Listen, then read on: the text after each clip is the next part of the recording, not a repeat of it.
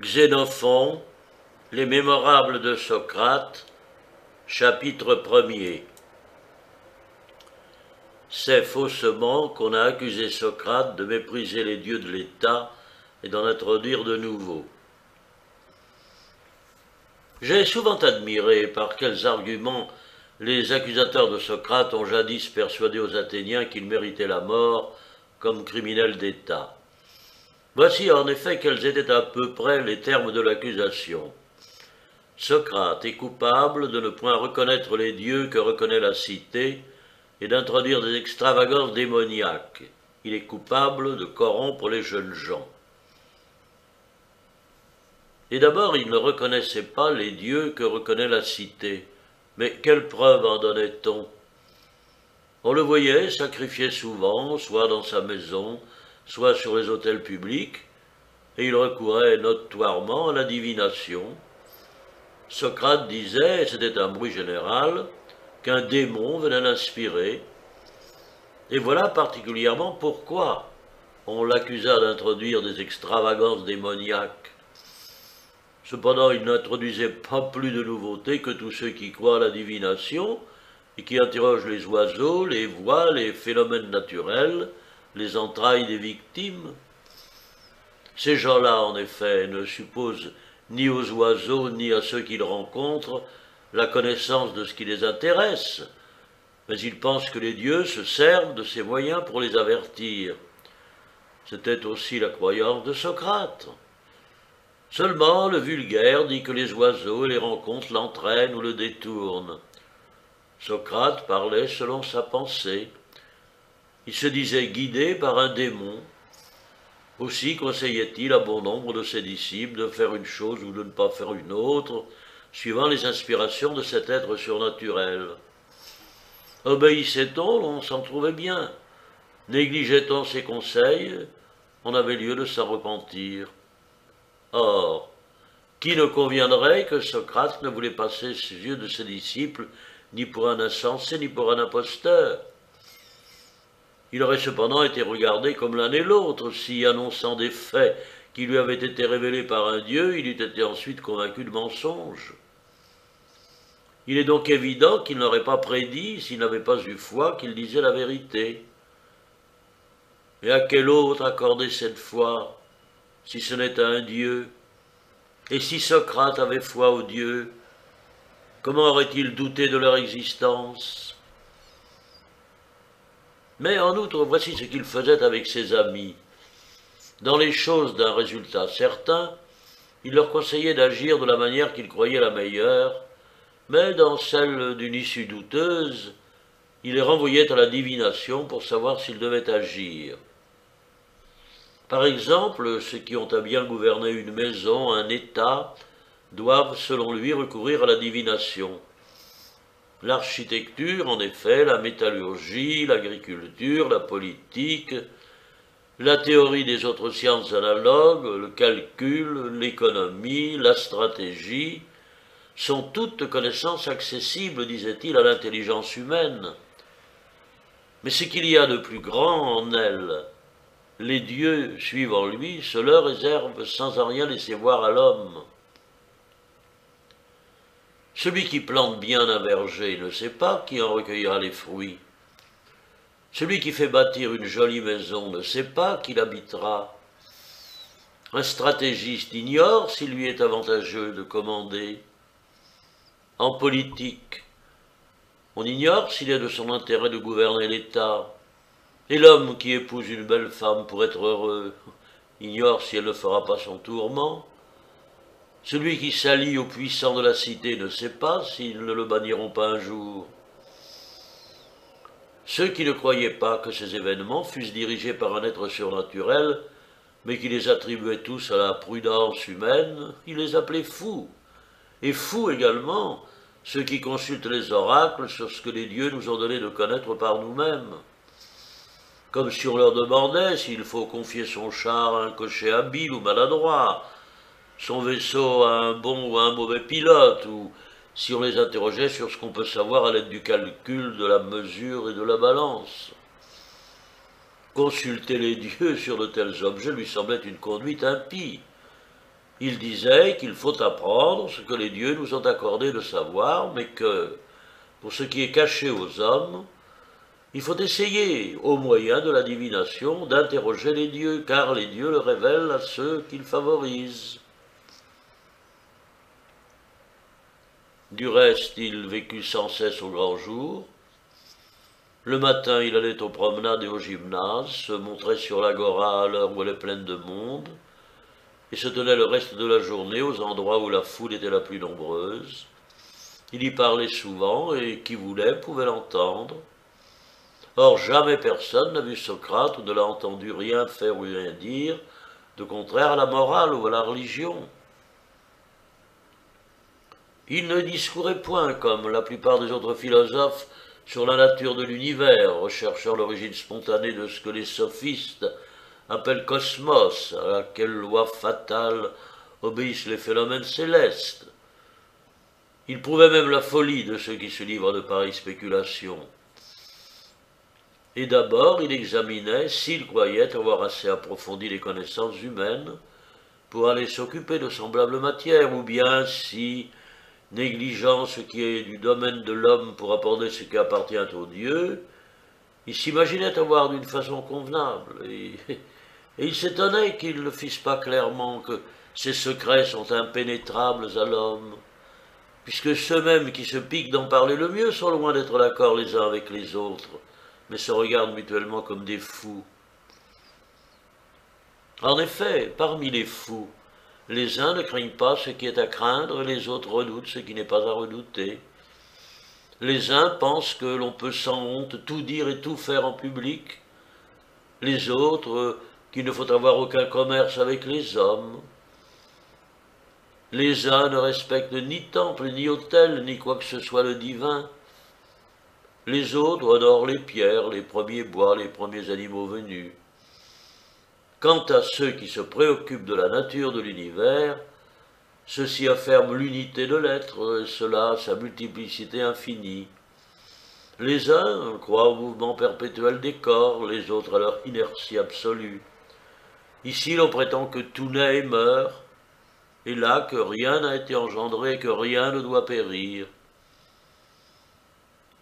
Il se demandait encore si, de même qu'en étudiant ce qui concerne l'homme, on se propose de faire tourner cette étude à son profit et à celui des autres, ceux qui étudient ce qui concerne les dieux s'imaginent, une fois instruits des lois fatales du monde, pouvoir faire à leur gré les vents, la pluie, les saisons et tout ce dont ils auront besoin en ce genre, ou bien si, sans espérer rien de tel, il leur suffit de savoir comment se produit chacun de ces phénomènes. Voilà ce qu'il disait de ceux qui s'ingèrent dans ces sortes de recherches. Mais lui, il discourait sans cesse de tout ce qui est de l'homme, examinant ce qui est pieux ou impie, ce qui est beau ou honteux, ce qui est juste ou injuste, ce que c'est que la sagesse ou la folie, la valeur ou la lâcheté, l'état ou l'homme d'état, le gouvernement et celui qui gouverne, et ainsi des autres choses dont la connaissance, selon lui, est essentielle pour être vertueux et dont l'ignorance fait mériter le nom d'esclave. Qu'on se soit donc trompé sur ses pensées intimes, il n'y a rien qui doive étonner de la part de ses juges. Mais ce que tout le monde savait, n'est-il pas étonnant que ces mêmes juges s'y soient mépris? Membre du Sénat, il avait prononcé le serment exigé des sénateurs de juger conformément aux lois. Or, devenu épistate de rassemblée populaire, et le peuple voulant, contrairement aux lois, condamner à mort collectivement par un seul vote 9 généraux, parmi lesquels Trasile et Aladiznide, il refusa de faire voter, malgré la colère du peuple et les menaces d'un grand nombre de citoyens puissants. Mais il aima mieux demeurer fidèle à son serment que de complaire à la multitude en dépit de la justice et de se garantir des menaces. C'est qu'il pensait que les dieux ont l'œil sur les actions humaines, mais non pas comme le croient la plupart des hommes. Le vulgaire s'imagine que les dieux savent certaines choses et n'en savent pas certaines autres. Socrate croyez que les dieux connaissent tout, paroles, actions, pensées secrètes, qu'ils sont présents partout et qu'ils révèlent aux hommes tout ce qui est du ressort de l'humanité. Je m'étonne donc que les Athéniens aient pu croire que Socrate avait sur les dieux des opinions extravagantes, lui qui n'a jamais rien dit, jamais rien fait d'impie, lui dont les paroles et les actions ont toujours été telles qu'elles feraient considérer celui qui parlerait et agirait de la même manière comme le plus pieux des hommes. Chapitre 2. Fausseté du second chef d'accusation. Socrate n'a point corrompu la jeunesse. Loin de mériter la mort, il a droit à des récompenses publiques.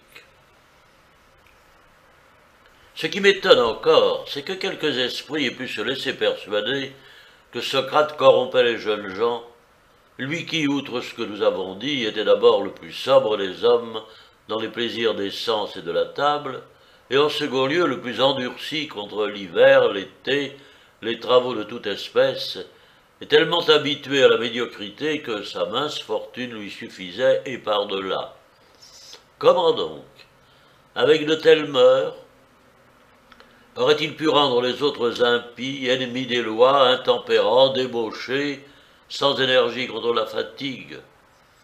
Au contraire, il réprimait ces vices dans la plupart des hommes, leur faisait aimer la vertu, et leur suggérait l'espoir en veillant sur eux-mêmes de devenir un jour vertueux. Cependant, il ne se proposait jamais pour un maître de sagesse, mais se montrant tel qu'il était, il faisait espérer à ceux qui passaient leur temps avec lui de lui ressembler en l'imitant. Toutefois, il ne négligeait pas le corps et n'approuvait pas ceux qui le négligent. Ainsi, il défendait de manger avec excès pour se livrer à un exercice outré. Mais l'exercice qui agrée à l'âme, il leur recommandait de s'y livrer sans aller au-delà, attendu qu'un pareil régime est aussi hygiénique que possible et qu'il ne nuit en rien aux soins de l'âme. En outre, il ne se montrait ni élégant, ni affecté dans ses vêtements, dans sa chaussure, dans toute sa manière de vivre. Il ne faisait pas non plus de ses disciples des hommes avides d'argent, car en les délivrant des autres désirs, il ne tirait aucun argent de ceux qui désiraient vivre près de lui.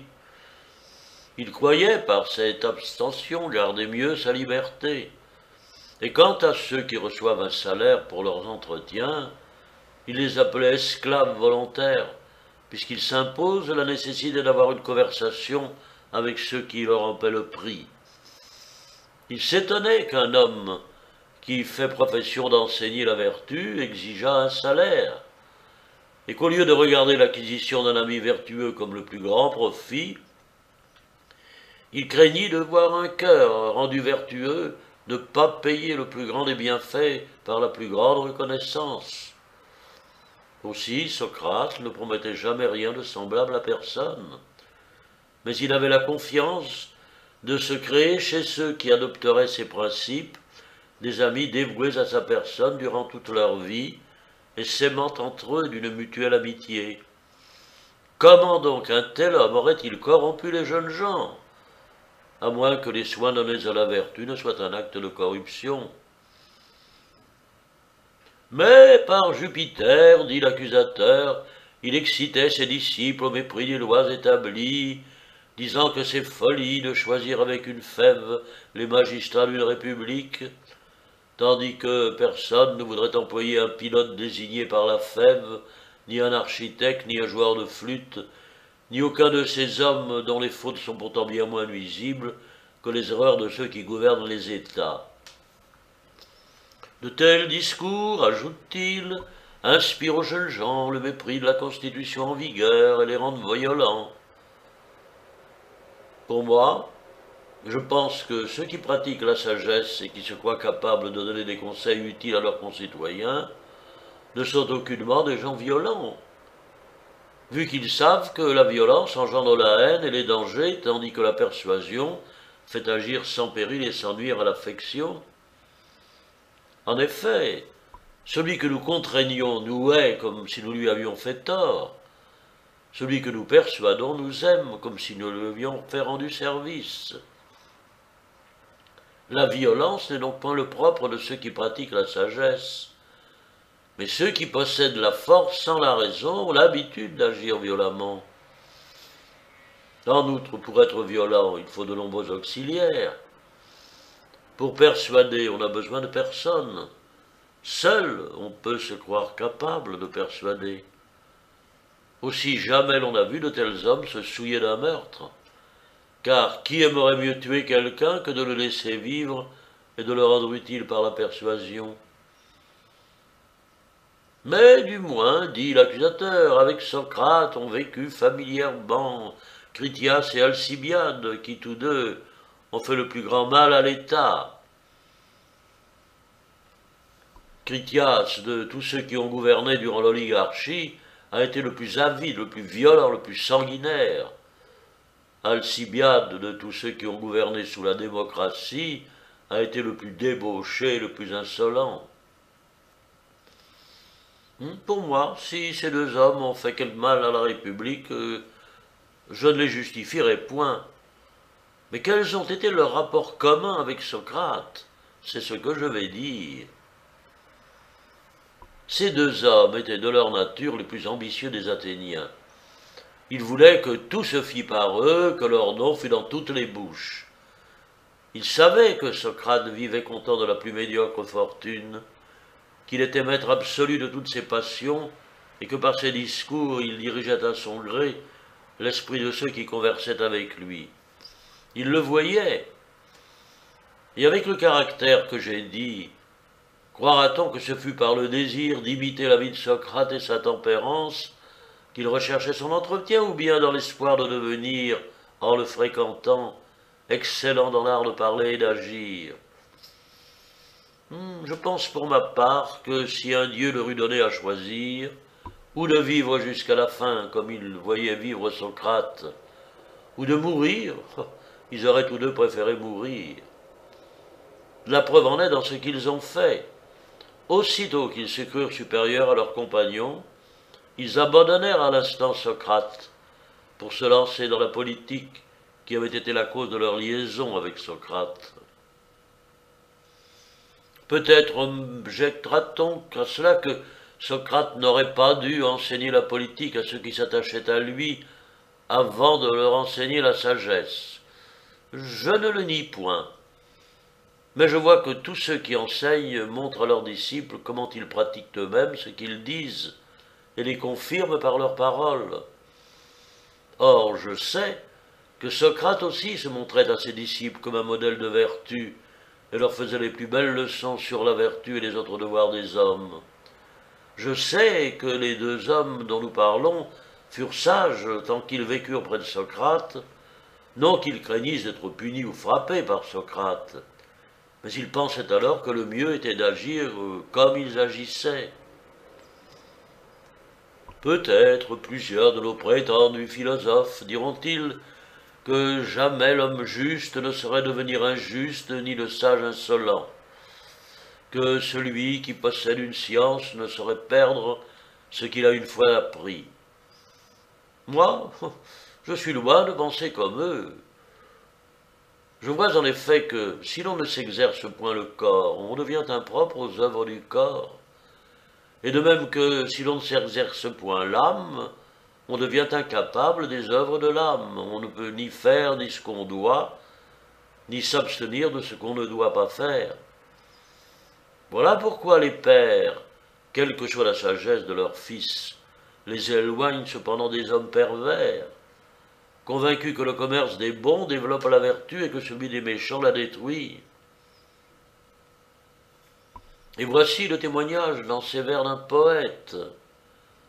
L'honnête homme du bien te montre le sentier, le méchant te corrompt et te perd tout entier. Et dans cet autre, parfois le sage est bon, parfois il est méchant. À ce témoignage, j'ajoute le mien, car je vois que si, par le défaut d'exercice, on oublie les vers, malgré le secours de la mesure, de même par un effet de la négligence, on oublie la parole du maître. Or, quand on oublie ces exhortations, On oublie aussi les impressions qui induisent l'âme à désirer la sagesse. Et ces impressions oubliées, il n'est pas étonnant qu'on oublie la sagesse elle-même. Je vois encore que ceux qui s'adonnent au vin ou qui se jettent dans les plaisirs des sens sont moins capables de veiller à ce qu'ils doivent faire et de s'abstenir de ce qu'ils doivent éviter. Plusieurs, avant d'aimer, savaient ménager leur fortune. Aimant, ils ne le peuvent plus. Et leur bien perdu, ils ne s'abstiennent plus de ces profits dont ils s'abstenaient parce qu'ils les croyaient honteux. Implique-t-il donc contradiction que l'homme sage d'abord ne soit plus sage ensuite, et que celui qui pratiquait la justice cesse de la pratiquer? Pour moi, je pense que toutes les vertus ont besoin d'être pratiquées, et notamment la tempérance. Inné dans l'âme avec le corps, les passions lui persuadent de rejeter la sagesse et de satisfaire au plus tôt les appétits sensuels. Ainsi, Critias et Alcibiade, tant qu'ils fréquentèrent Socrate, purent, grâce à son secours, commander à leurs mauvais désirs. Une fois loin de lui, Critias, réfugié en Thessalie, vécut avec des hommes plus habitués à l'illégalité qu'à la justice.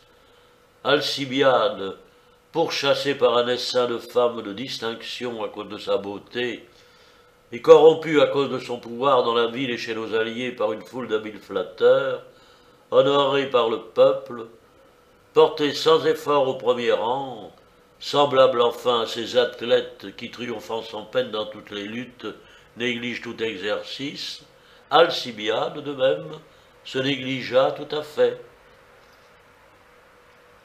Placés dans de telles circonstances, et d'ailleurs enflés de leur naissance, fiers de leur richesse, enivrés de leur pouvoir, amollis par une foule de complaisants, corrompus de tant de côtés à la fois, éloignés depuis longtemps de Socrate, qu'y a-t-il d'étonnant que leur insolence ait passé les bornes?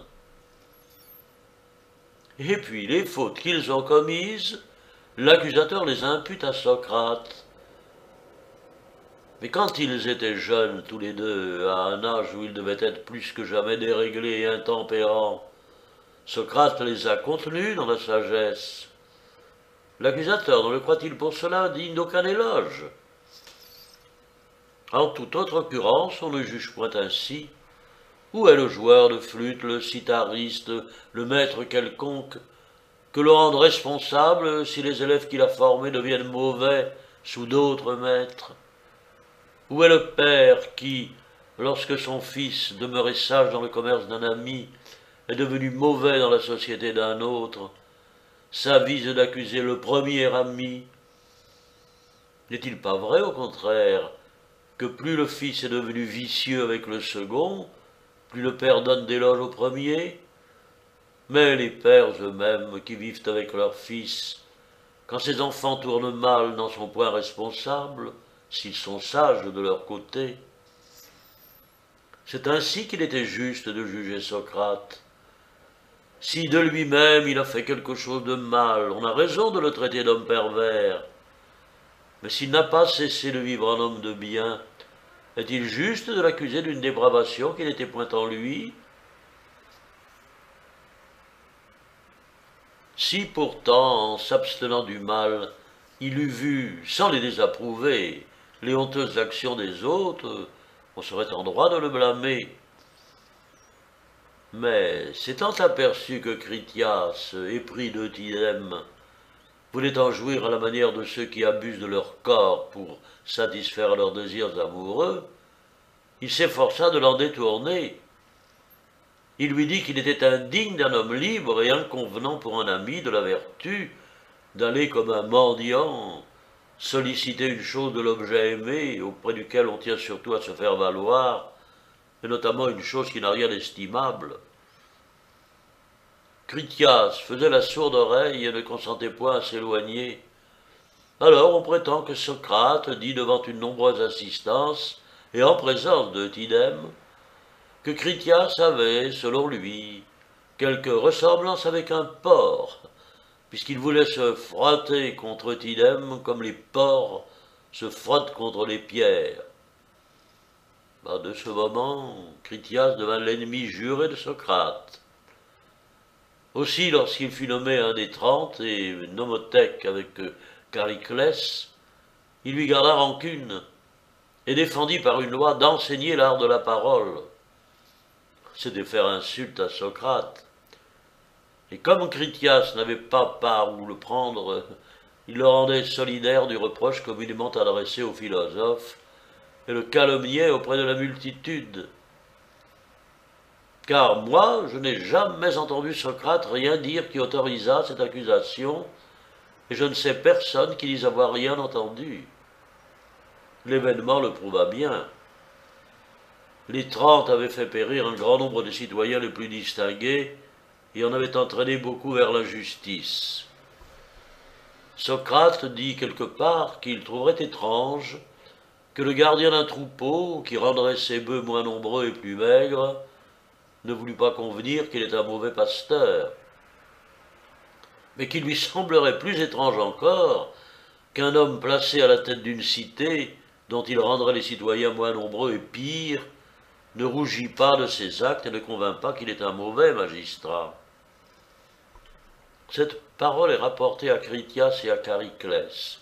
Ils font venir Socrate, lui montrent la loi et lui interdisent tout entretien avec les jeunes gens. Socrate leur demande s'il peut les interroger sur ce que cette défense a d'obscur pour lui. Ils le lui permettent. « Je suis prêt, dit-il, à obéir aux lois, mais afin qu'il ne m'arrive pas de les faire enfreindre par ignorance, voici ce que je veux clairement savoir de vous. Faites-vous consister l'art de la parole dans ce qui est bien dit ou dans ce qui est mal dit, quand vous défendez de s'en servir? Si c'est dans ce qui est bien dit, il est clair qu'il faut s'abstenir de bien dire. Mais si c'est dans ce qui est mal dit, il est clair qu'il faut essayer de dire bien. » Alors Chariclès s'emportant, « Oh, puisque tu ne comprends pas, Socrate, nous te défendons expressément, ce qui est plus net de parler jamais aux jeunes gens. » Afin donc, reprend Socrate, qu'il n'y ait pas le moindre doute que je ne fais rien hors de ce qui est prescrit, déterminez-moi jusqu'à quel âge les hommes sont censés être jeunes gens. Tant qu'on ne peut pas être sénateur, dit Chariclès, faute d'avoir assez de raison, ne parle donc pas aux jeunes gens au-dessous de 30 ans. Donc, si j'achète à un homme qui n'est pas encore 30 ans, je ne pourrais lui demander combien il vend. Poche pour cela, dit Chariclès, mais tu as la manie, Socrate, d'interroger toujours sur ce que tu sais. Épargne ici des questions. Ainsi, je ne répondrai pas à un jeune homme qui me demanderait si je sais où demeure Chariclès ou Critias. « Passe encore pour cela, dit Chariclès. Alors Critias. « Oui, Socrate, il faudra laisser là les cordonniers, les charpentiers, les forgerons. Il y a longtemps qu'ils sont excédés de figurer sans cesse dans tes entretiens. » Eh bien, dit Socrate, je laisserai donc là tout ce qui s'ensuivait, là, le juste, le saint et le reste. Oui, par Jupiter, dit Chariclès, et même les bouviers. Autrement, prends garde de diminuer à ton tour le nombre des bœufs. Ces mots faisaient bien voir qu'on leur avait rapporté le propos au sujet des bœufs et qu'ils en voulaient à Socrate. Quelle avait donc été la liaison de Critias et de Socrate, et quelles étaient leurs dispositions mutuelles, nous l'avons exposé. Pour moi, je n'hésite point à dire qu'il n'y a pas d'enseignement possible avec un maître qui ne plaît pas. Or, Critias et Alcibiade passèrent auprès de Socrate tout le temps qu'ils y voulurent passer, sans que Socrate leur plût, mais avec l'idée préconçue et bien arrêtée de gouverner l'État, et tant qu'ils vécurent auprès de Socrate, ils s'efforcèrent avant tout de converser avec ceux qui étaient mêlés aux affaires politiques. Ainsi, l'on dit qu'Alcibiade, avant l'âge de 20 ans, eut avec Périclès, son tuteur et le premier citoyen d'Athènes, cette conversation au sujet des lois.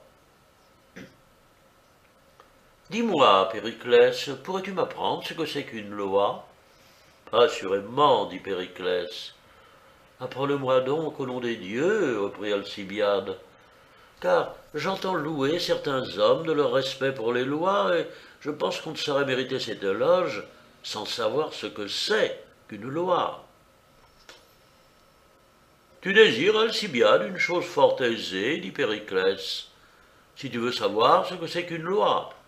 On appelle loi toute délibération en vertu de laquelle le peuple assemblé décrète ce qu'on doit faire ou non. Et qu'ordonne-t-il de faire, le bien ou le mal? Le bien, jeune homme, par Jupiter, et le mal, jamais. Et lorsqu'au lieu du peuple, c'est comme dans une oligarchie, une réunion de quelques personnes qui décrètent ce qu'il faut faire, comment cela s'appelle-t-il?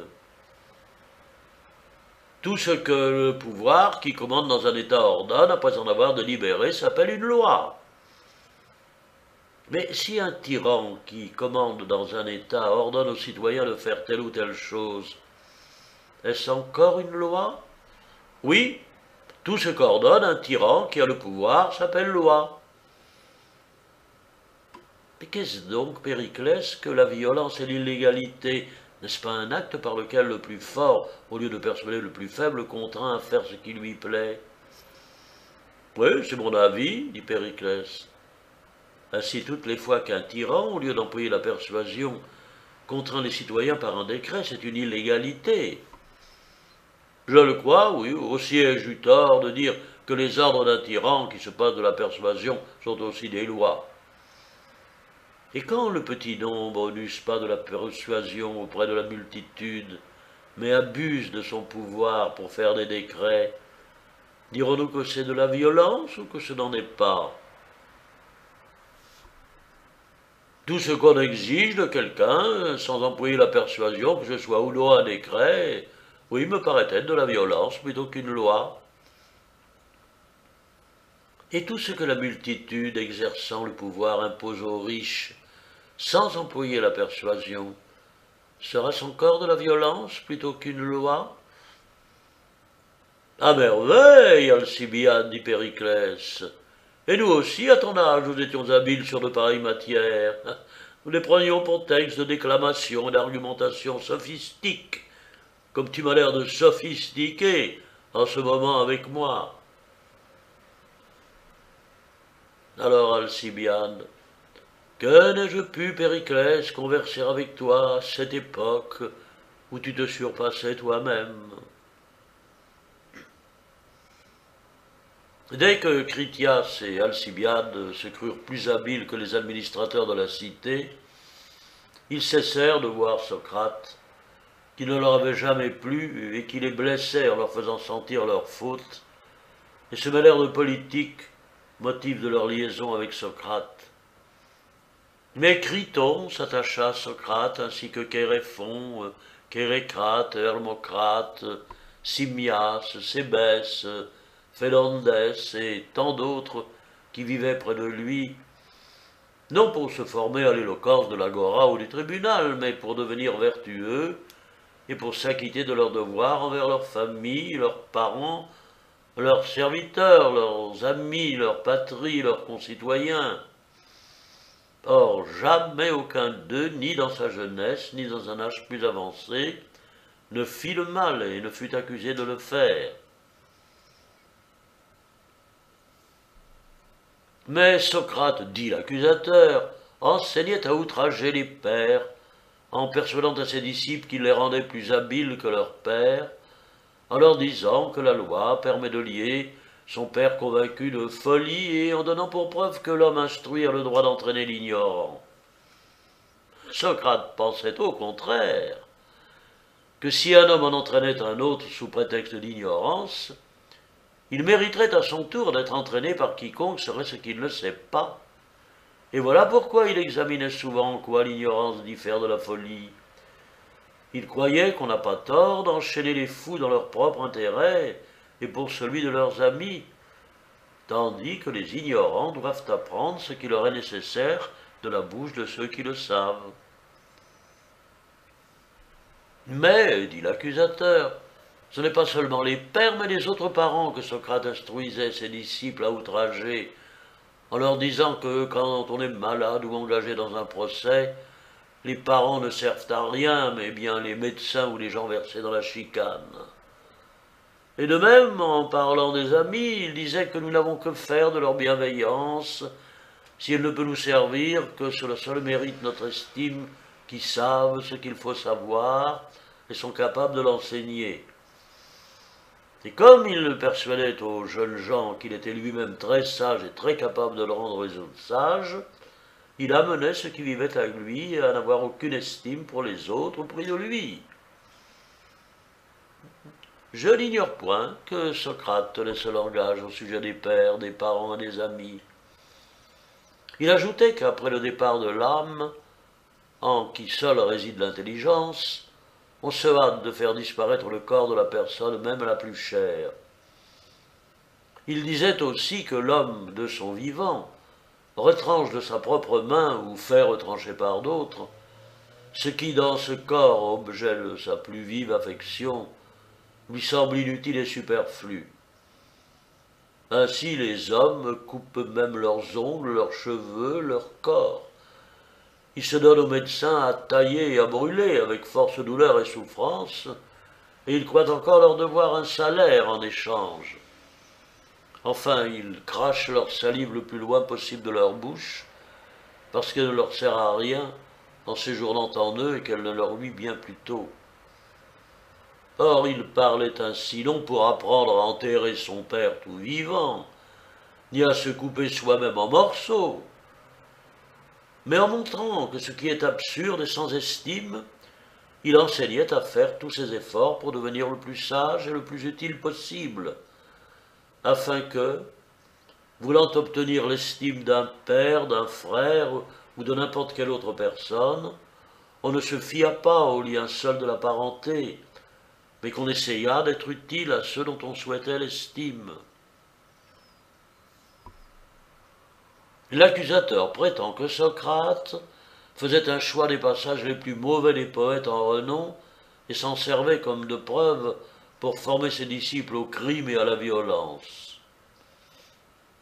Ainsi, quand il empruntait ce vers d'Hésiode, « Agir n'est pas honteux, ne pas agir c'est mal », c'était pour montrer le poète engageant de reculer devant rien d'injuste ou de honteux, mais à tout faire pour le gain. Nullement. Lorsque Socrate reconnaissait que l'action est utile et honorable pour l'homme, tandis que l'inaction est nuisible et honteuse, que l'une est un bien et l'autre un mal, il disait que ceux qui font quelque chose de bien agissent, et agissent comme il faut, tandis que ceux qui jouent au dé ou qui se livrent à d'autres occupations mauvaises ou funestes, il les appelait des oisifs. Compris ainsi, rien n'est plus vrai que le vers « Agir n'est pas honteux, ne pas agir c'est mal ». L'accusateur dit encore que Socrate citait souvent ces vers d'Homère où il est dit qu'Ulysse, quand il voyait un roi, quelque héros d'élite, l'arrêtait en tenant ce langage flatteur. « Fils d'un dieu, ne fuis point comme un homme sans cœur, reste assis et fais soir ta phalange guerrière. » Mais s'il apercevait quelque soldat vulgaire, s'il entendait ses cris, le frappait soudain de son sceptre et disait d'un ton brusque et hautain « Reste assis, misérable, écoute la parole de qui vaut mieux que toi, race vaine et frivole, sans cœur dans les combats, sans valeur au conseil. » Ces vers, Socrate les expliquait comme si le poète eût approuvé qu'on frappât les plébéiens et les pauvres. Mais Socrate ne disait pas un mot de cela, ou bien il aurait cru qu'il fallait le frapper lui-même. Il disait que les hommes nuls dans le conseil et dans l'action, incapables au besoin de venir en aide à l'armée, à l'État et au peuple, et malgré cela pleins d'audace, doivent être réprimés par tous les moyens, fussent-ils comptés parmi les riches. Tout au contraire, Socrate se montrait ouvertement ami du peuple et philanthrope. En effet, escorté de nombreux disciples, athéniens et étrangers, il ne tira jamais aucun profit de ce commerce, mais il leur communiquait à tous sans réserve son propre bien, de sorte que quelques-uns d'entre eux vendirent fort cher à d'autres ce qu'ils avaient reçu gratuitement de lui, et ne se montrèrent moins comme lui amis du peuple, attendu qu'il refusait de s'entretenir avec qui ne pouvait les payer. Ainsi, Socrate a donné aux yeux des autres hommes beaucoup plus de relief à notre République que Lycas à celle des Lacédémoniens, bien que celui-ci ne se fait un nom par ce que nous allons dire. Ce Lycas, pendant les gymnopédies, recevait à sa table les étrangers qui se trouvaient à Lacédémone. Socrate, répandant son bien durant tout le cours de sa vie, rendait les plus grands services à tous ceux qui voulaient. Il renvoyait meilleurs ceux qui vivaient avec lui. Ma conviction est donc que Socrate, avec un tel caractère, méritait de notre cité plutôt des honneurs que la mort. Et si l'on examine le fait d'après les lois, on sera de cet avis. D'après les lois, quiconque est pris à voler, à dérober des habits, à couper des bourses, à percer des murs, à asservir des hommes, à piller des temples, est passible de la peine de mort. Tout crime dont Socrate s'est abstenu plus que personne.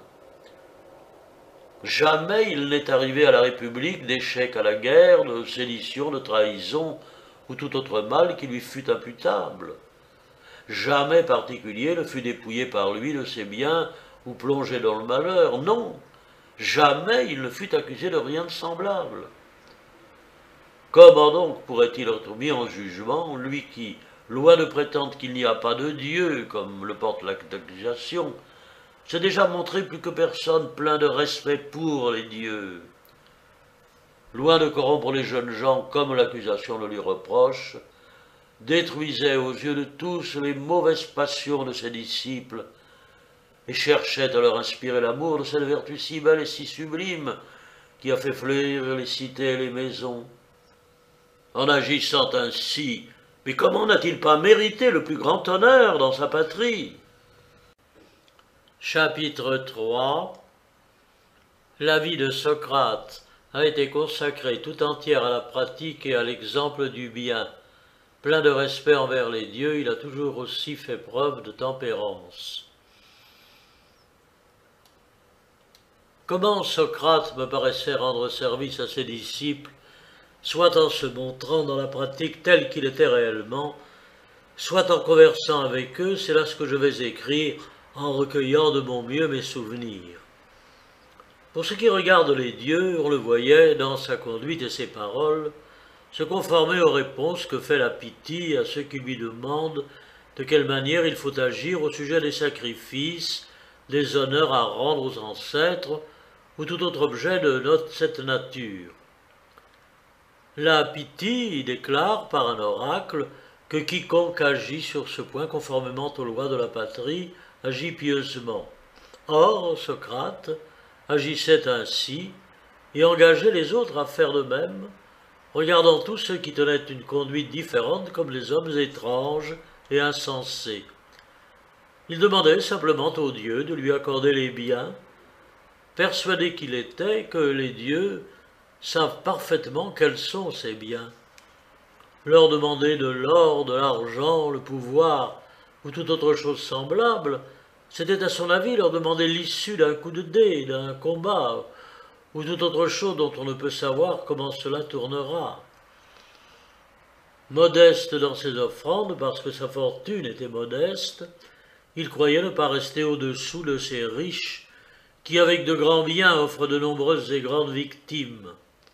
Les dieux, disait-il, agiraient mal s'ils acceptaient avec plus de plaisir les grandes offrandes que les petites, car souvent les dons des méchants leur agréeraient plus que ceux des bons, et l'homme, à son tour, croirait la vie peu de choses si les dons des hommes vertueux étaient moins agréables aux dieux que ceux des méchants.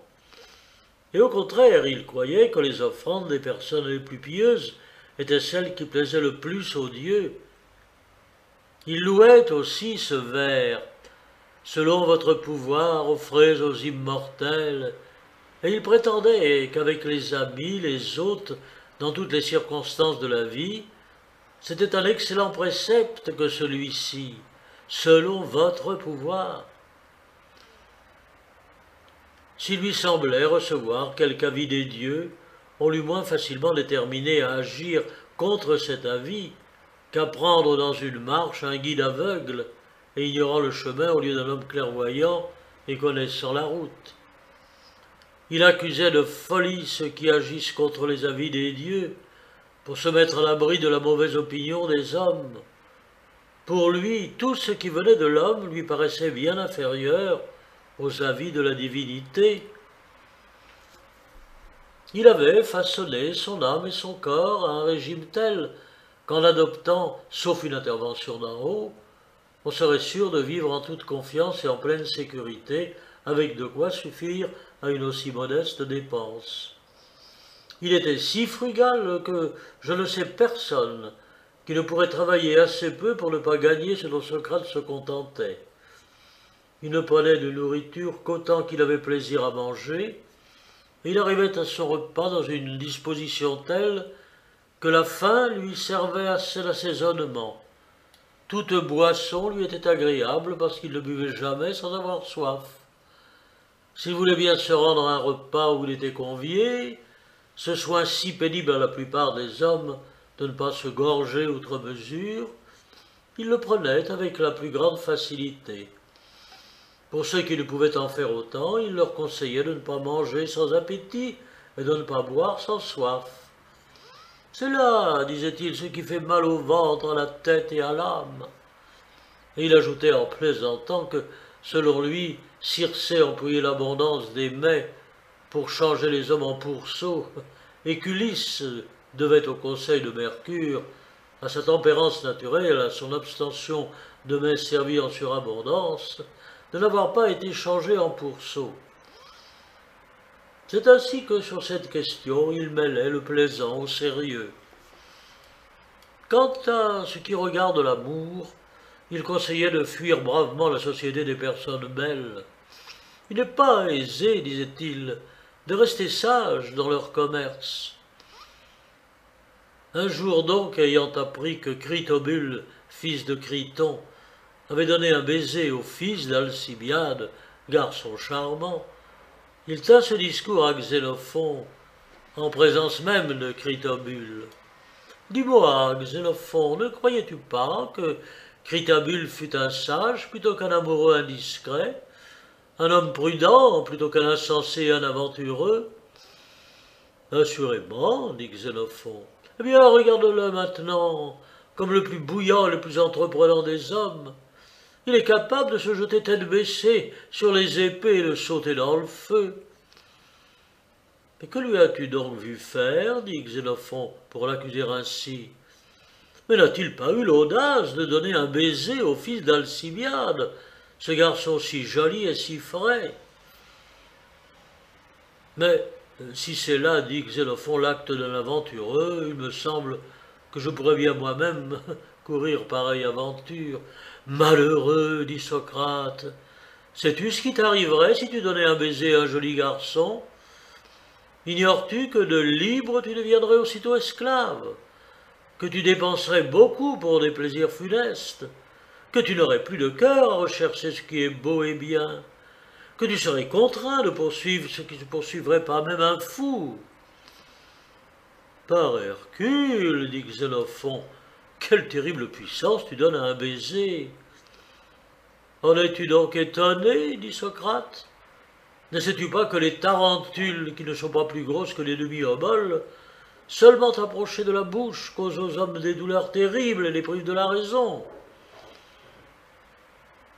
Par Jupiter, c'est vrai, dit Xénophon, c'est que les tarentules insinuent je ne sais quoi avec leur morsure. Insensé, dit Socrate, Ne crois-tu pas qu'il y a dans le baiser d'un beau garçon quelque chose que tu ne saurais voir? Ignores-tu que ce monstre qu'on appelle un homme frais et joli est d'autant plus redoutable, comparé aux tarentules, que celle-ci blesse en touchant, tandis que l'autre, sans toucher, mais par son aspect seul, lance même de fort loin je ne sais quoi qui jette dans le délire. Peut-être même donne-t-on le nom d'archer aux amours, parce que les beaux garçons blessent de loin. Ainsi, Xénophon, je te conseille, quand tu verras une personne belle, de fuir sans te retourner. Pour toi, Critobule, je te conseille de voyager une année entière. C'est à peine si tout ce temps suffit à guérir ta morsure. En amour donc, il était d'avis que ceux qui ne peuvent maîtriser leur fougue en usent comme de tout ce que l'âme réprouverait sans un besoin impérieux du corps, besoin dont la satisfaction ne doit point imposer à l'âme aucune contrainte. Pour lui, on le voyait si bien armé contre ces sortes de délires qu'il s'éloignait plus facilement des beaux et jolis garçons que d'autres des gens laids et difformes. Telle était sa manière d'être à propos du boire, du manger, des plaisirs des sens. Il pensait sur ce point, éprouver autant de joie, se satisfaire, que ceux qui s'y donnent beaucoup de mal et s'exposer d'autre part a beaucoup moins de peine. Chapitre 4. Il y a des dieux et ils veillent sur les hommes. Si quelques personnes s'imaginent, comme plusieurs l'écrivent et le disent par conjecture, que Socrate possédait le plus grand talent pour inviter les hommes à marcher vers la vertu, mais qu'il était incapable de les y faire pénétrer, qu'elles examinent non seulement les questions au moyen desquelles il confondait par manière de correction ceux qui prétendaient tout savoir, ainsi que les entretiens qu'il avait chaque jour avec ses disciples, et qu'elles jugent alors s'il était capable de rendre meilleurs ceux qui vivaient auprès de lui. Je raconterai d'abord la conversation que je lui ai entendu tenir au sujet de la divinité avec Aristodème, surnommé le Petit. Il avait appris que cet Aristodème n'offrait aux dieux ni sacrifice ni prière, qu'il n'avait point recours à la divination, qu'il raillait même ceux qui observaient ses pratiques. « Dis-moi, Aristodème, lui demanda-t-il, y a-t-il des hommes que tu admires pour leur habileté ?»« Oh oui, certes. »« Dis-nous donc leurs noms. »« Dans la poésie épique, j'admire surtout Homère, dans le dithyrambe Mélanipide, dans la tragédie Sophocle, dans la statuaire Polyclète, dans la peinture Xeuxis. Quels sont, à tes yeux, les plus dignes d'admiration, de ceux qui créent des images sans raison et sans mouvement, ou bien des êtres intelligents et animés? Avant tout par Jupiter, ceux qui créent des êtres animés, si cependant ces êtres ne sont pas l'œuvre du hasard, mais d'une intelligence. Mais entre les œuvres dont la destination n'est pas manifeste, et celles dont l'utilité est incontestable, lesquelles considères-tu comme un produit du hasard, ou bien d'une intelligence? Bon, il est juste de dire que celles qui ont un but d'utilité sont le produit d'une intelligence. Alors ne te semble-t-il donc pas que celui qui, dès l'origine, a fait les hommes, leur a donné dans une vue d'utilité chacun des organes au moyen desquels ils éprouvent des sensations, des yeux pour voir ce qui est visible, des oreilles pour entendre ce qui peut être entendu? Les odeurs, si nous n'avions pas de narines, à quoi nous serviraient-elles? Y aurait-il une sensation de ce qui est doux, de ce qui est amer, de tout ce qui est agréable à la bouche, si la langue n'avait été créée pour le discerner? En outre, ne trouves-tu pas qu'on doit regarder comme un acte de prévoyance que la vue étant un organe faible, elle soit munie de paupières qui s'ouvrent au besoin et se ferment durant le sommeil, et que pour la protéger contre les vents, elle soit munie d'un crible de cils, que les sourcils forment une gouttière au-dessus des yeux, de sorte que la sueur qui découle de la tête ne puisse leur faire mal, que l'oreille reçoive tous les sons sans se remplir jamais, que chez tous les animaux les dents de devant soient propres à couper et les molaires à broyer les aliments qu'elles en reçoivent, que la bouche par où les animaux introduisent la nourriture qu'ils désirent soit placée près des yeux et des narines, tandis que les déjections qui nous dégoûtent ont leur canaux éloignés et détournés aussi loin que possible de nos organes? Tous ces ouvrages d'une si haute prévoyance, doutes-tu si tu dois les attribuer au hasard ou à une intelligence?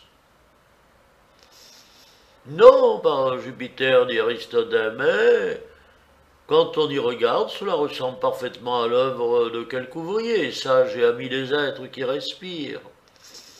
Et le désir donné aux créatures de se reproduire, et le désir inspiré aux mères de nourrir leurs fruits, et chez ce fruit le plus grand amour de la vie, la plus grande crainte de la mort. Bon, évidemment, tout cela paraît des inventions d'un être qui avait décidé qu'il existerait des animaux. Maintenant, crois-tu que tu sois un être pourvu de quelque intelligence et qu'ailleurs il n'y ait rien d'intelligent? Et cela quand tu sais qu'il n'a dans ton corps qu'une parcelle de la vaste étendue de la terre, une goutte de la masse des eaux, et que sur l'immense quantité des éléments, quelques faibles parties ont servi à organiser ton corps? Penses-tu que toi seul aurais eu le bonheur de ravir une intelligence qui par suite n'est nulle part ailleurs, et que ces êtres infinis par rapport à toi, en nombre et en grandeur, seraient maintenus en ordre par une force intelligente? Ben, je le nie, par Jupiter, car je n'en vois pas les maîtres comme je vois les artisans des œuvres qui se font ici-bas. Et tu ne vois pas non plus ton âme, qui est la maîtresse de ton corps, de sorte que tu pourrais dire, par la même raison, que tu ne fais rien avec intelligence, mais tout au hasard. Alors Aristodème, certes, Socrate, je ne méprise point la divinité, mais je la crois trop grande pour avoir besoin de mon culte. Cependant, dit Socrate, plus l'être qui veut bien agréer tes hommages est grand, plus tu dois l'honorer. Bon, sache-le bien, si je croyais que les dieux ont quelque souci des hommes, je ne les négligerais point. Comment? Tu ne crois pas qu'ils en aient souci? Eux qui tout d'abord ont accordé à l'homme, seul de tous les animaux, la faculté de se tenir debout. Or, cette attitude lui permet de porter plus loin sa vue, de mieux contempler les objets qui sont au-dessus de lui et d'être moins exposé au danger. Ils ont placé en haut les yeux, les oreilles, la bouche, et tandis qu'ils donnaient aux autres animaux attachés au sol des pieds qui leur permissent seulement de changer de place, ils ont de plus accordé à l'homme des mains à l'aide desquelles nous accomplissons la plupart des actes qui nous rendent plus heureux que les animaux. Tous les autres êtres ont une langue. Celle de l'homme est la seule qui soit faite de manière à ce qu'en touchant les diverses parties de la bouche, elle articule des sons et communique aux autres tout ce que nous voulons exprimer.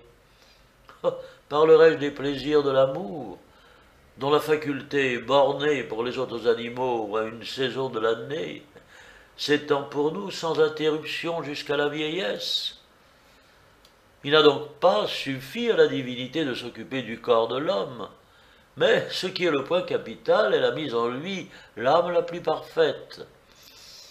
En effet, quel est l'autre animal dont l'âme soit capable de reconnaître l'existence de ces dieux qui ont ordonné cet ensemble de corps immenses et splendides?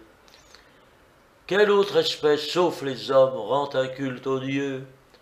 Quelle autre âme que celle de l'homme est plus en état de se prémunir contre la faim, la soif, le froid, le chaud, de guérir les maladies, de développer la force par l'exercice, de travailler pour acquérir la science, de se rappeler ce qu'elle a vu, entendu ou appris? N'est-il pas évident pour toi qu'entre les autres animaux, les hommes vivent comme les dieux, supérieurs par la nature de leur corps et de leur âme? Avec le corps d'un bœuf et l'intelligence d'un homme, il serait impossible d'exécuter ce que l'on voudrait, à ce point que les êtres pourvus de mains mais dénués d'intelligence n'en sont pas plus avancés. Et toi, qui as reçu ces deux avantages si précieux, tu ne crois pas que les dieux s'occupent de toi? Mais que faudrait-il donc qu'ils fassent pour t'en convaincre? Qui m'envoie, comme tu dis qu'il t'en envoie à toi-même, des avis sur ce que je dois faire ou ne point faire. Maintenant, mais quand il parle aux Athéniens, qui les interroge au moyen de la divination, crois-tu qu'il ne te parle pas aussi?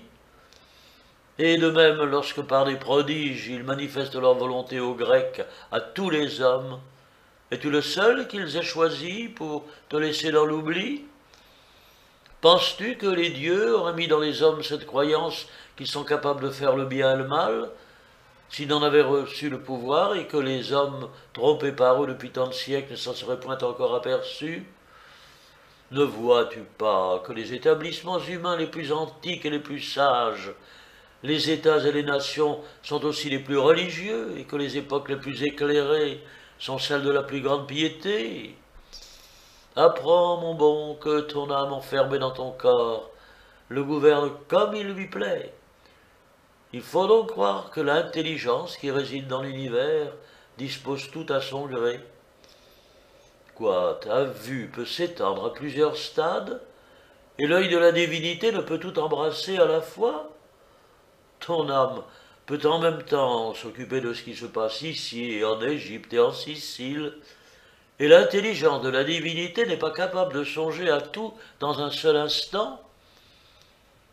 Certes, si en obligeant les hommes, tu reconnais ceux qui veulent aussi t'obliger, si en leur rendant service, tu vois ceux qui sont prêts à te payer de retour, si en délibérant avec eux, tu distingues ceux qui sont doués de prudence, de même, si en rendant hommage aux dieux, tu essaies de voir jusqu'à quel point ils veulent bien éclairer les hommes sur ce qui est caché, tu connaîtras quelle est la nature et la grandeur de cette divinité qui peut à la fois tout voir, tout entendre, être présente partout et prendre soin de tout ce qui existe.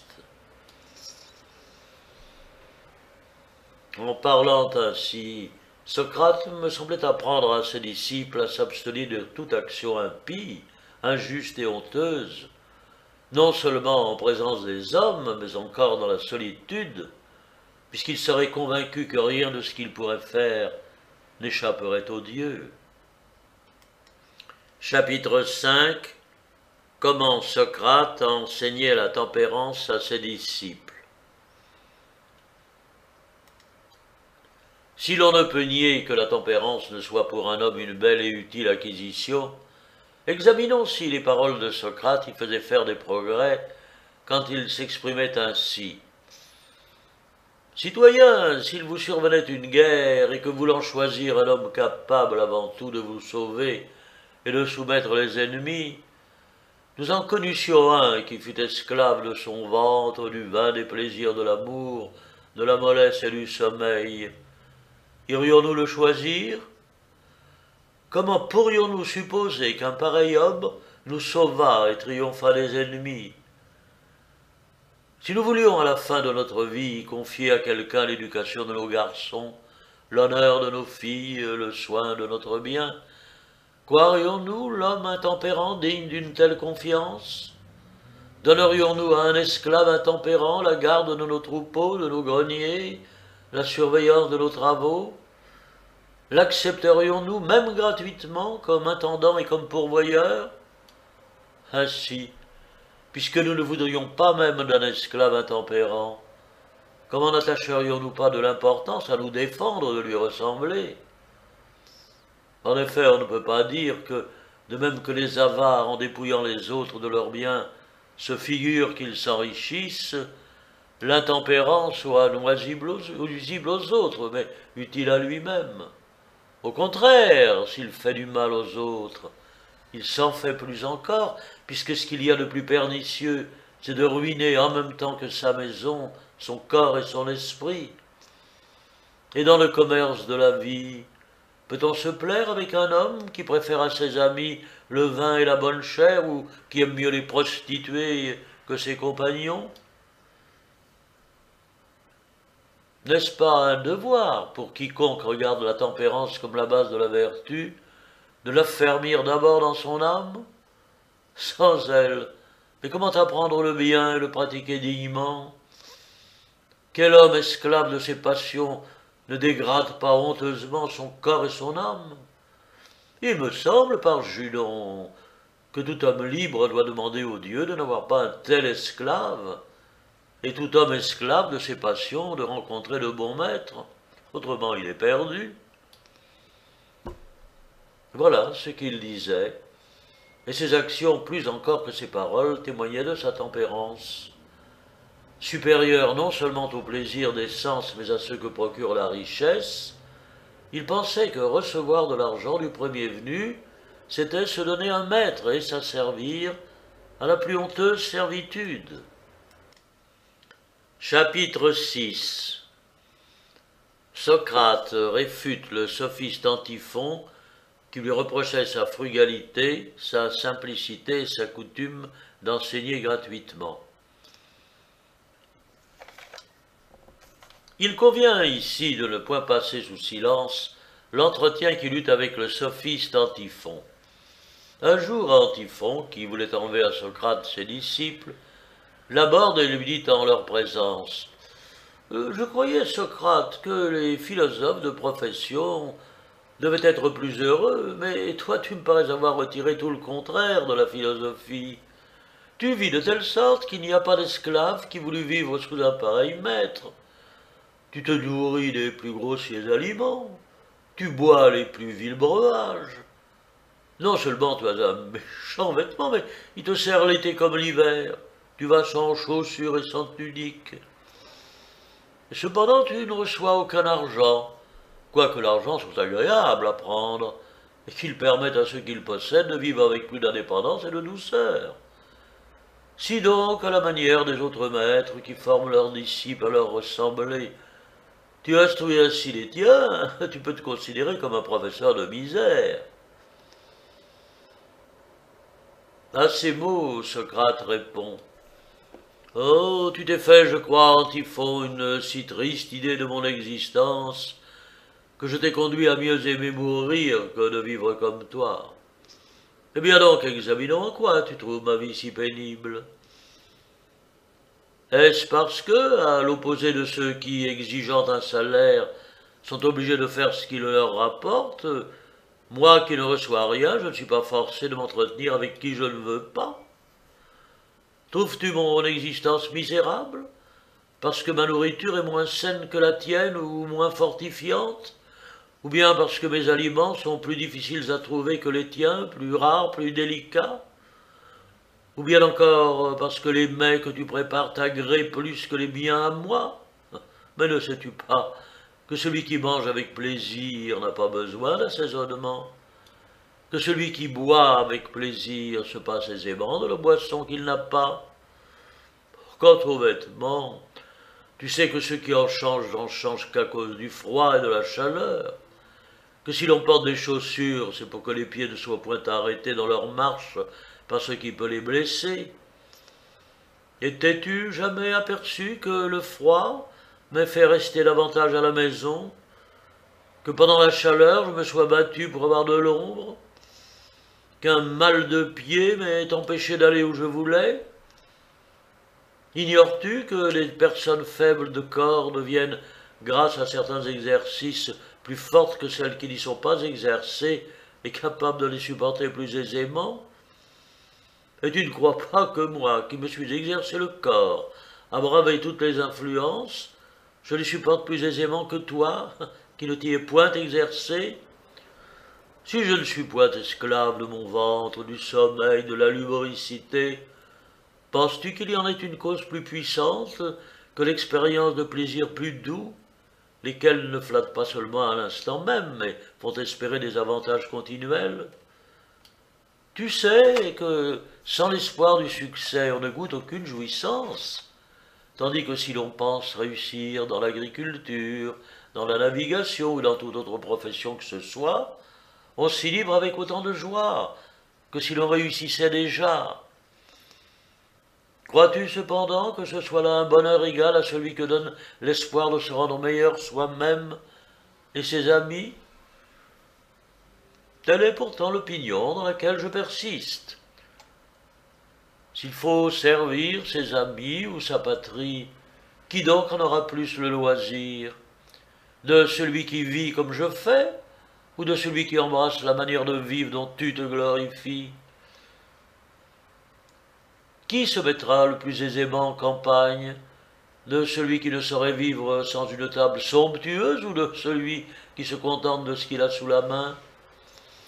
Qui capitulera le plus promptement, de celui qui a besoin des mets les plus difficiles à trouver ou de celui qui est satisfait des aliments les plus vulgaires? Tu sembles, Antiphon, mettre le bonheur dans les délices et la magnificence. Pour moi, je crois que la divinité n'a besoin de rien, et que moins on a de besoin, plus on se rapproche d'elle. Et comme la divinité est la perfection même, ce qui se rapproche le plus de la divinité se rapproche le plus de la perfection. Un autre jour, Antiphon disait encore à Socrate, « Socrate, je te crois un homme juste, mais pas tout à fait un homme sage. Il me paraît d'ailleurs que tu es aussi de cet avis, et voilà pourquoi tu ne fais point d'argent de tes leçons. Cependant, ton manteau, ta maison et rien de ce qui t'appartient, et que tu crois valoir quelque argent, tu ne le donnerais gratuitement à personne, ni pour un prix au-dessous de sa valeur. Il est clair que si tu estimais aussi les leçons, tu les ferais payer ce qu'elles valent. Tu es donc un honnête homme, puisque tu ne trompes pas par cupidité, mais non point sage, puisque tu ne sais rien qui soit de quelque valeur. » À cela, Socrate répondit, « Antiphon, n'est-il pas d'usage parmi nous qu'on peut faire de la beauté comme de la sagesse un emploi honnête ou honteux? Quiconque trafique de la beauté avec qui veut la lui payer s'appelle un prostitué. Mais celui qui, connaissant un homme épris de la vertu, cherche à s'en faire un ami, on le regarde comme un homme sensé. Mais il en est de même de la sagesse. Ceux qui en trafiquent avec qui veut la leur payer s'appellent sophistes ou bien prostituées. Mais celui qui, reconnaissant dans un autre un bon naturel, lui enseigne tout ce qu'il sait de bien et s'en fait un ami, on le regarde comme fidèle au devoir d'un bon citoyen. Et moi de même, Antiphon. Ainsi qu'un autre est heureux d'avoir un bon cheval, un chien, un oiseau, je suis heureux, et plus encore, d'avoir de bons amis. Tout ce que je sais de bien, je le leur apprends, et j'y ajoute tout ce qui peut les aider à devenir vertueux. Les trésors que les anciens sages nous ont laissés dans leurs livres, je les parcours en société de mes amis. Et si nous rencontrons quelque chose de bien, nous le recueillons, et nous regardons comme un grand profit de nous être utiles les uns aux autres. Pour moi, quand j'entendais ces paroles, je croyais que Socrate était heureux, et qu'il conduisait ses auditeurs à la vertu. Une autre fois encore, Antiphon lui ayant demandé pourquoi, s'il se flattait de rendre les autres habiles dans la politique, il ne s'occupait pas lui-même de la politique qu'il prétendait connaître. « Lequel vaut donc mieux, Antiphon, répondit Socrate, de m'occuper tout seul de politique ou de consacrer mes soins à rendre un grand nombre de gens capables de s'en occuper ?» Chapitre 7. Comment Socrate détournait ses disciples du charlatanisme et de l'ostentation. Examinons encore si, en détournant ses disciples du charlatanisme, il les tournait à la pratique de la vertu, car il disait toujours qu'il n'y a pas de plus beau chemin vers la gloire que quand un homme de bien est réellement tel qu'il veut paraître. Et la vérité de son assertion, il la prouvait ainsi. Supposons, disait-il, qu'un homme qui ne serait pas bon joueur de flûte voulût le paraître, que devrait-il faire? Ne lui faudrait-il pas se donner artificiellement tous les dehors des bons joueurs de flûte? Et d'abord, comme les bons artistes possèdent un bel attirail et s'entourent de nombreux acolytes, il lui faudrait faire de même. Ensuite, comme ils ont un grand nombre de gens qui les prônent, ils devraient aussi se procurer beaucoup de preneurs. Cependant, il ne devrait jamais se mettre à l'œuvre, ou bien il se couvrirait aussitôt de ridicule et serait convaincu d'être non seulement un mauvais artiste, mais un charlatan. Malgré cela, dépensant beaucoup sans y rien gagner, perdu en outre de réputation, mais comment n'aurait-il pas une vie pénible, inutile et ridicule? De même, si un homme voulait se donner pour bon pilote et pour bon général, sans l'être réellement, voyons ce qui lui arriverait. Est-ce que son désir de passer pour un homme capable de remplir ses emplois, sans pouvoir le persuader, ne le rendrait pas malheureux? Et parvint-il à le persuader, ne serait-il pas plus malheureux encore? En effet, chargé de conduire un vaisseau sans le savoir, ou bien de commander une armée, il perdrait ceux mêmes qu'il voudrait sauver, et se retirerait chargé de honte et de mépris.